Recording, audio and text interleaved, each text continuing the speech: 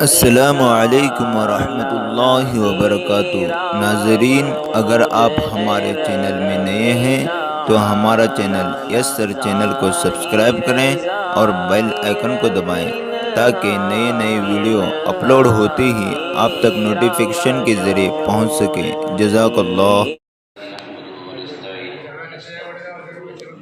نتوکل علیہ ونعوذ باللہ من شرور انفسنا ومن سیئات اعمالنا من يهده الله فلا مضل له ومن يضلله فلا هادي له ونشهد ان لا اله الا الله وحده لا شريك له ونشهد ان سيدنا ومولانا محمدا عبده ورسوله وصلى الله عليه وعلى آله وأصحابه وسلم أما بعد فأعوذ بالله من الشيطان الرجيم بسم الله الرحمن الرحيم إذ قال لبنيه ما تعبدون من بعدي قالوا نعبد إلهك وإله آبائك إبراهيم وإسماعيل وإسحاق إلها واحدا ونحن له مسلمون صدق الله مولانا العظيم۔ میرے محترم بزرگوں اور عزیز طلباء،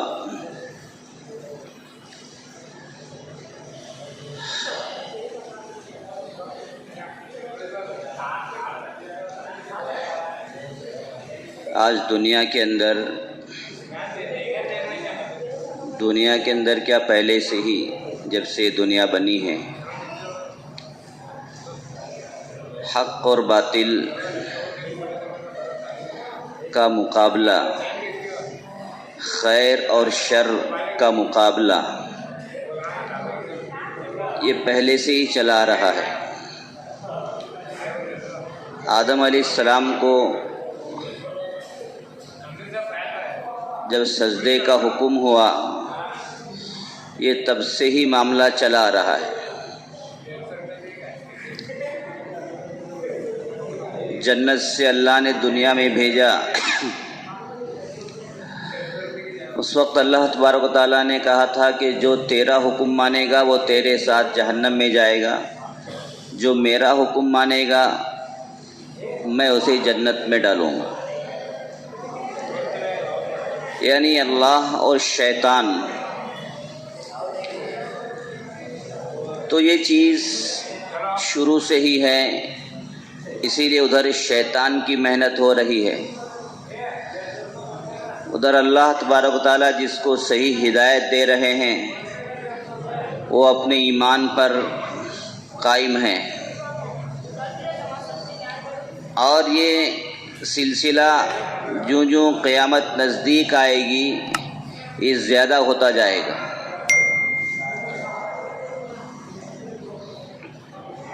خیر اور شر اس دنیا میں دونوں ہی چیزیں ہیں۔ جو خیر کو قبول کرے گا اس کا ٹھکانہ جنت ہے، جو شر کو قبول کرے گا اس کا ٹھکانہ جو ہے وہ جہنم ہے۔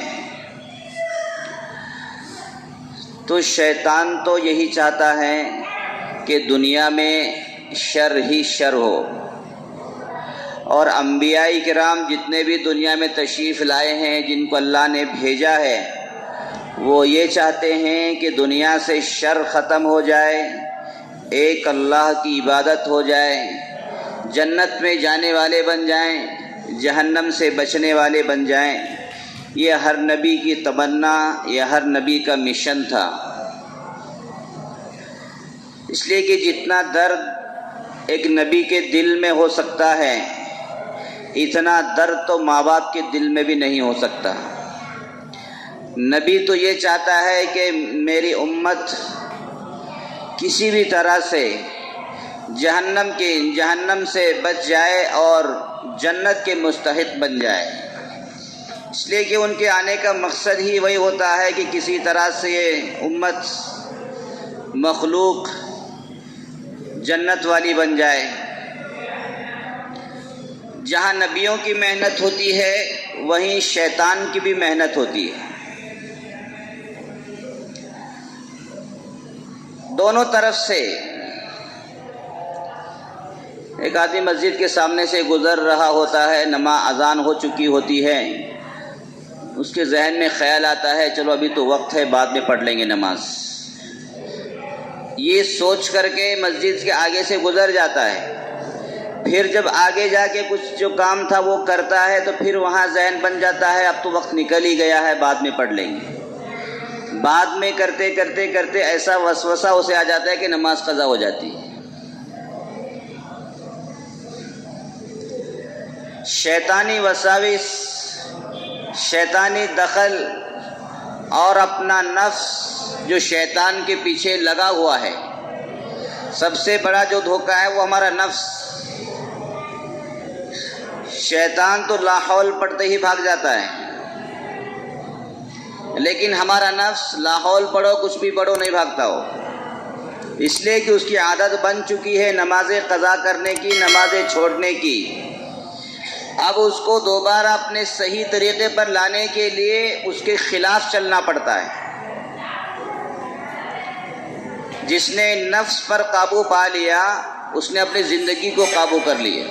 اتنا بڑا دشمن ہے نفس ہمارا۔ ہاں ضروری ہے کہ ہم اس پر قابو پائیں، اسے وہی کام کرنے دیں جو اللہ اور اللہ کے رسول نے حکم دیا ہے، جو بڑوں نے صحیح راستہ بتایا ہے، ورنہ یہ نفس اسی طرف جاتا ہے جس طرف اسے اچھا لگتا ہے، جس طرف اسے مزہ آتا ہے، جس طرف اسے آرام محسوس ہوتا ہے، ذرا بھی مشقت برداشت نہ کرنا پڑے، یہ اس طرف کو چلتا ہے۔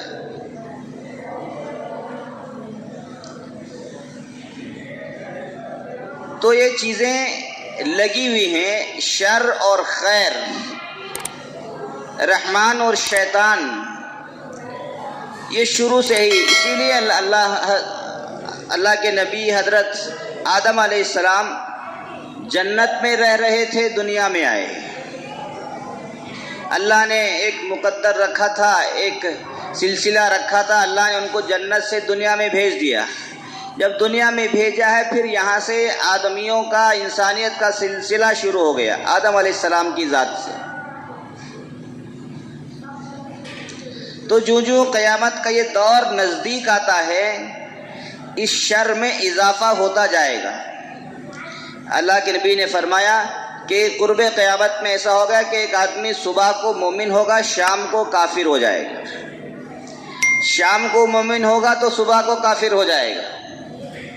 اتنا بھیانک دور، اتنا سنگین دور، اعمال تو دور کی بات، نماز روزہ تو دور کی بات، ایمان کا بچانا مشکل ہو جائے گا۔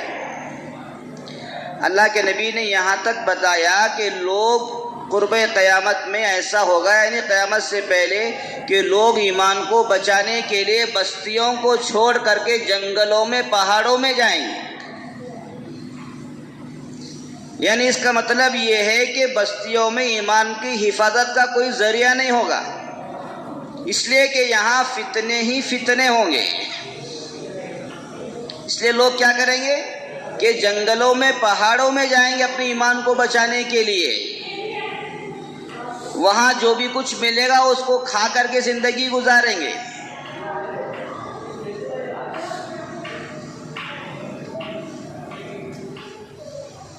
یہ وہ حالات قیامت سے پہلے ہوگا ایسا۔ یہاں تک ہے کہ اللہ کے نبی نے یہاں تک فرمایا کہ اس وقت نیک لوگوں کا کھانا اور پینا، یہ جو ہم روزانہ کھا پی رہے ہیں وہ نہیں ہوگا، بلکہ وہ سبحان اللہ کہیں گے تو پیٹ بھر جائے گا۔ ان کا تسبیح پڑھنا یہ ان کے لیے پیٹ بھرنے کا ذریعہ بن جائے گا۔ یعنی ایمان کو بچانے کے لیے بھوکا رہنا پڑے گا، تسبیح پر کام چلانا پڑے گا۔ اور آج جو بھی کچھ فتنے آ رہے ہیں، جو بھی کچھ ہم ایمان سے ہاتھ دھو رہے ہیں، وہ پیٹ کی وجہ سے ہو رہا ہے سب کچھ۔ موقع ہے لے لو، موقع ہے لے لو، پتہ نہیں موقع پھر ہاتھ آئے گا کہ نہیں آئے گا۔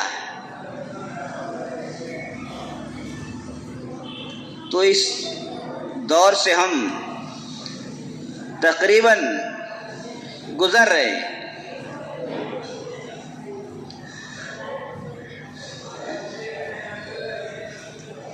تو اب شیطان یہاں تک پہنچ چکا ہے، شر یہاں تک پہنچ چکا ہے کہ ہم سے سب کچھ چھین لیا ہے۔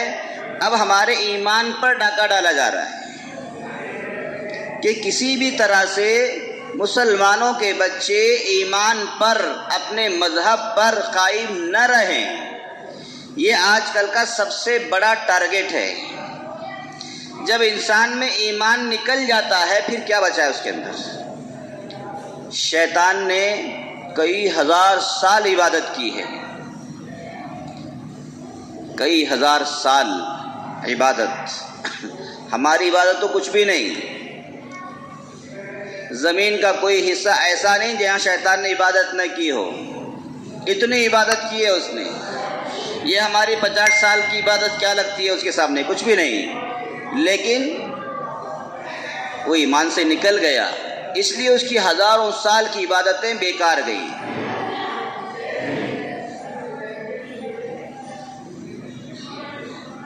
تکبر عزازیل را خار کرد، تکبر نے مارا عزازیل۔ کون ہے عزازیل؟ شیطان ہی تو ہے کہ بزندان لعنت میں گرفتار ہو گیا ہو۔ یہ وہ چیز، شیطان جیسا عبادت گزار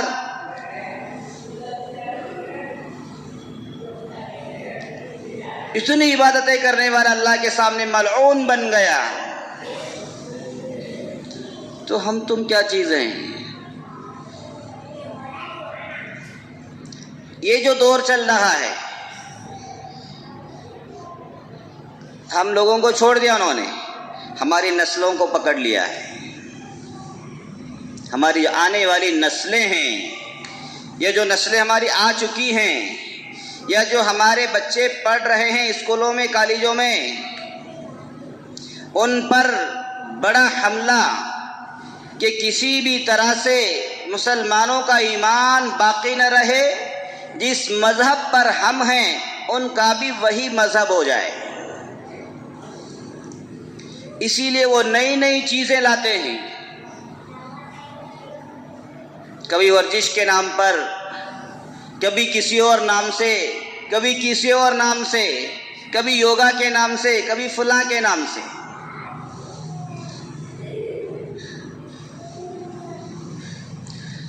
ابھی سوریہ نمسکار شروع ہوا ہے اسکولوں میں، سب بچوں کو کرنا، ہر بچے کو کرنا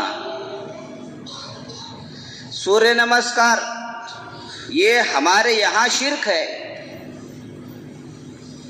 ہم صرف اللہ کی عبادت کرتے ہیں مسلمان۔ اذ قال لبنیہ ما تعبدون من بعدی، نبی پوچھ رہے ہیں کہ میرے بعد تم کس کی عبادت کرو گے؟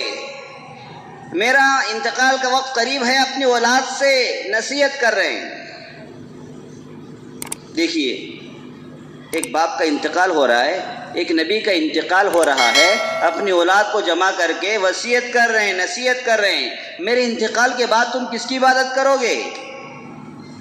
فکر جو ہو رہی ہے وہ ایمان کی فکر ہو رہی ہے، وراثت کی، مال و دولت کی، جائیداد کی، دنیا کی نہیں۔ ایک نبی کو جو فکر ہو رہی ہے اپنی اولاد کی، اپنی امت کی، کہ میرے بعد تم کس کی عبادت کرو گے؟ اذ قال لبنیہ ما تعبدون من بعدی، کس کی عبادت کرو گے میرے بعد؟ قالوا نعبد الہک و الہ آبائک ابراہیم و اسماعیل و اسحاق، ہم اسی خدا کی عبادت کریں گے جس خدا کو ابراہیم علیہ السلام، یعقوب علیہ السلام، اسحاق علیہ السلام مانتے تھے، ہم اسی کی عبادت کریں گے۔ بیٹے بھی نبی کے تھے، انہوں نے یہ نہیں کہا کہ ہم 360 بتوں کی پوجا کریں، نہیں، انہوں نے کہا ہم اسی کی عبادت کریں گے جو آپ کرتے تھے، آپ کے دادا پردادا کرتے تھے، یعنی انبیاء کرام نے جو عبادتیں کی ہیں ہم اسی خدا کی عبادت کریں گے، ہم دوسرے کو بالکل بھی نہیں عبادت کریں گے۔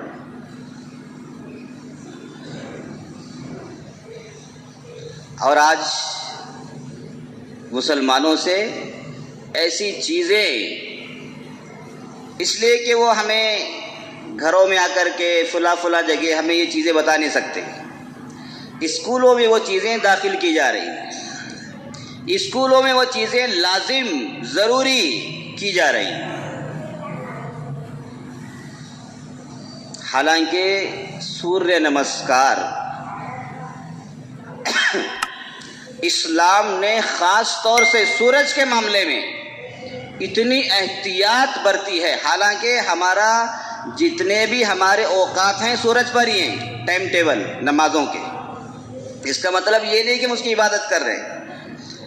جو بھی ہم نماز پڑھ رہے ہیں وہ ٹائم سے ہی پڑھ رہے ہیں، سورج کے حساب سے پڑھ رہے ہیں، لیکن ہم اس کی عبادت نہیں کر رہے ہیں. یہاں تک احتیاط اسلام کے اندر خاص طور سے سورج کے بارے میں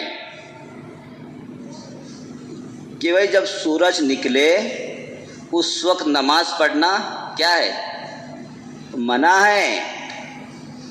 اس وقت نماز پڑھنا کیا ہے؟ کتنی احتیاط. یعنی سورج نکلنے کے وقت میں نماز بھی نہیں پڑھ سکتے. اس سے بڑی عبادت، اس سے بڑی وحدانیت کیا ہوگی اسلام کے اندر؟ اور آج سامنے والے یہ کہہ رہے ہیں کہ سوریہ نمسکار کرو، یعنی سورج کی عبادت کرو. اسلام کہہ رہا ہے کہ سورج نکلنے کے وقت، سورج کی نہیں، سورج کے نکلنے کے وقت بھی عبادت منع ہے.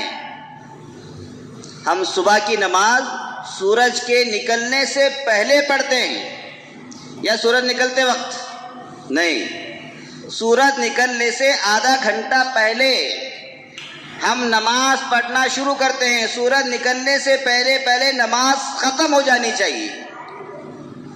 جب سورج نکل گیا کم سے کم 15 سے 20 منٹ رکتے ہیں تاکہ سورج نکل کر کے اوپر آ جائے.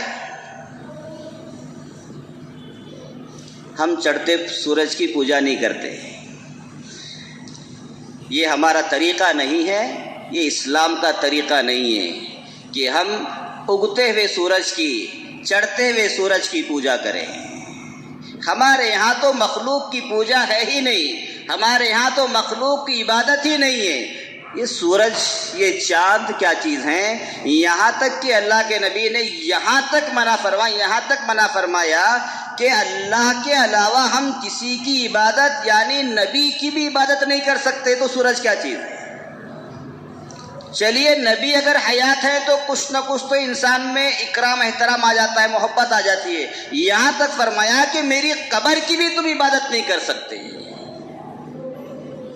تو سورج کیا چیز ہے؟ سورج تو مخلوق ہے. جیسے ہم مخلوق ہیں، انسان اللہ نے جس کو بنایا ہے مخلوق کو، اسی طرح سے سورج بھی ایک مخلوق ہے، چاند بھی ایک مخلوق ہے، آسمان بھی ایک مخلوق ہے، زمین بھی ایک مخلوق ہے. یہ 18,000 یا جتنے بھی ہزاروں لاکھوں کروڑ جو مخلوق ہے، اسی طرح سے سورج بھی ایک مخلوق ہے جس کو اللہ نے پیدا کیا ہے. یہ نہیں کہ وہ بہت بڑا ہے، زمین سے اتنے لاکھوں درجے بڑا ہے، بہت بڑا ہو گیا. کتنا بھی بڑا ہو جائے خدا سے بڑا نہیں ہو سکتا، خدا سے بڑا نہیں ہو سکتا. جس کو خدا نے بنایا ہے اس سے بڑا کون ہو سکتا ہے؟ نہیں ہو سکتا. اپنی دھرم کی چیزیں اسکول کالجز کے ذریعے سے مسلمانوں کے بچوں میں وہ چیزیں داخل کی جا رہی ہیں. اگر ہم نے سورج کی پوجا کرنی شروع کر دی پھر ہمارا ایمان کہاں باقی رہے گا؟ لا الہ الا اللہ، نہیں ہے کوئی معبود سوائے اللہ کے. ہم کلمہ تو پڑھ رہے ہیں اور عمل کیا کر رہے ہیں کہ سورج کی پوجا کر رہے ہیں. لا الہ، کوئی معبود نہیں ہے. سورج بھی معبود ہے، چاند بھی معبود ہے، زمین بھی معبود ہے، ندی بھی معبود ہے، پتھر بھی معبود ہے، اور اللہ بھی معبود ہے بولے تو نہیں، غلط ہو گیا. معبود صرف ایک ہے جس کو اللہ کہتے ہیں.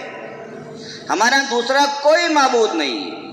اور جو دوسرا معبود مانتا ہے یا اس کا شریک یعنی پارٹنر مانتا ہے یا اس کے جیسا مانتا ہے یا اس کی اولاد مانتا ہے یا کچھ بھی مانتا ہے، وہ ایمان سے خارج ہو جائے گا. ایسا ہمارا عقیدہ ہے، ایسا ایمان ہے، ہمارے اس ایمان کو، اس عقیدے کو اسی طرح سے بچانے کی ضرورت ہے۔ 1,24,000 یا اس سے بھی زیادہ کروڑوں انبیاء کرام جو دنیا میں تشریف لائے ہیں، وہ یہی بتانے کے لیے آئے ہیں کہ صرف ایک اللہ کی عبادت ہوگی، باقی کسی کی عبادت نہیں ہوگی۔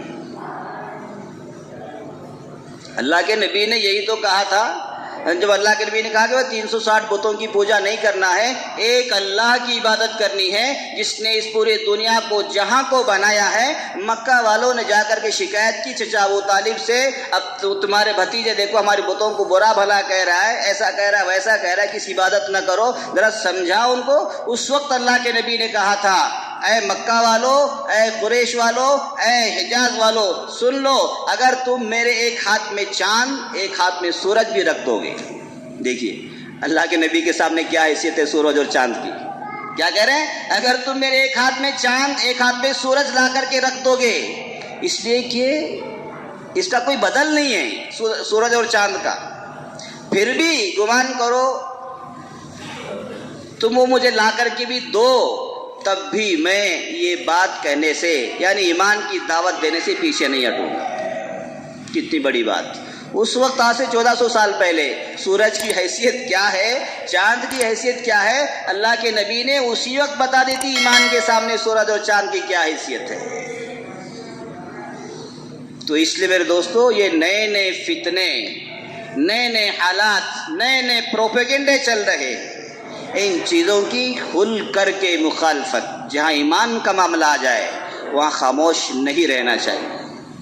آپ کیجئے، آپ ورزش کیجئے، سورج کی ورزش کیجئے، ندی نالوں کی ورزش کیجئے، فلاں کی ورزش کیجئے، ہمیں اس سے کوئی مطلب نہیں ہے، لیکن ہمارے بچے، ہمارے اولاد یہ ورزشیں وہ نہیں کریں گے، یہ وہ نمسکار نہیں کریں گے۔ سوریہ نمسکار تو تمہارا عقیدہ ہوگا، ہم اسے خدا نہیں مانتے، ہم اسے مخلوق مانتے ہیں۔ جس طرح سے انسان ایک مخلوق ہے، اسی طرح سے سورج بھی ایک مخلوق اللہ نے بنائی ہے۔ مخلوق کا مخلوق کو سجدہ کرنا یہ کیسے ہو سکتا ہے؟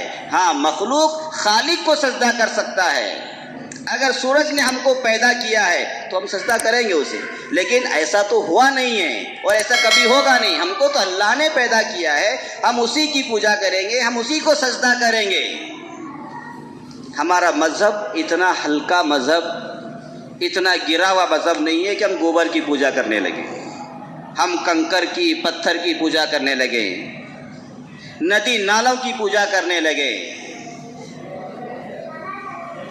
انسانوں کی پوجا کرنے لگے۔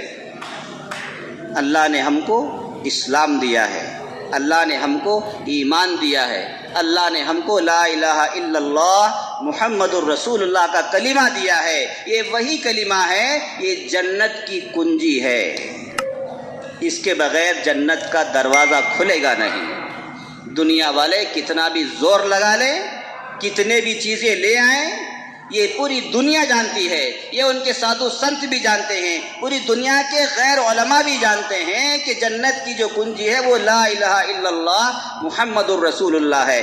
اسی لیے غیر مسلم بھی جب ان کے لوگ مر جاتے ہیں تو ان کے برہمن لوگ اسی کلمے کو پڑھاتے ہیں۔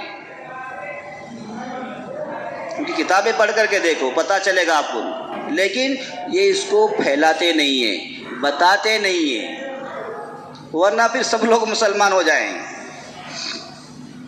ایمان، اسی لیے شیطان کی یہ محنتیں ہو رہی ہے کہ ہم شیطان کی عبادت کریں، مخلوق کی عبادت کریں۔ اس لیے ان حالات میں ایمان کی حفاظت ضروری ہے۔